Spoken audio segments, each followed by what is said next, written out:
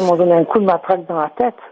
Et ça, il faut qu'on arrive à le prouver. Souvenez-vous, Geneviève Leguet blessée lors d'une charge de la police. Ces images ont ému, provoqué de multiples réactions. Et aujourd'hui, savez-vous qui est chargé de l'enquête ? Elle a été confiée à la compagne du commissaire mis en cause, celui qui a ordonné la charge.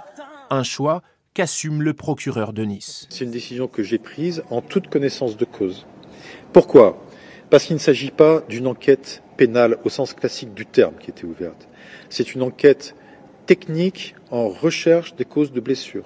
À quelques semaines d'aller voter pour la deuxième fois pour eux, Thibaut et Franck, 20 et 19 ans, ont eu l'idée de créer une application pour smartphone, une appli gratuite pour reconnecter les jeunes et la politique. Et oui, bientôt on vote en Belgique pour les européennes, les législatives et les régionales. Et les jeunes dans tout ça. On s'est rendu compte, les gens votent comme papa-maman ou votent en case de tête ou complètement au hasard. Civix, c'est le nom de leur application. Pour tout savoir des enjeux, des thématiques et des partis politiques en quelques minutes seulement. Et dire qu'au départ, c'était presque une blague.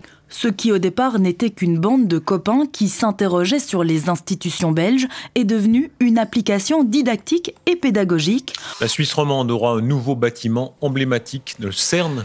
Le CERN, l'Organisation européenne pour la recherche nucléaire. Le bâtiment est signé Renzo Piano, vous savez, l'architecte du Centre Pompidou. Vous signez ce très grand projet de portail de la science aux portes de la Suisse, au CERN, un enchaînement de bâtiments suspendus. L'architecte se bat contre la force de gravité tout le temps.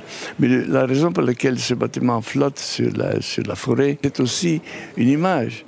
Un bâtiment qui ne touche pas terre. Il vient du ciel. C'est comme pratiquement s'il arrivait sur terre, mais il ne touche pas terre.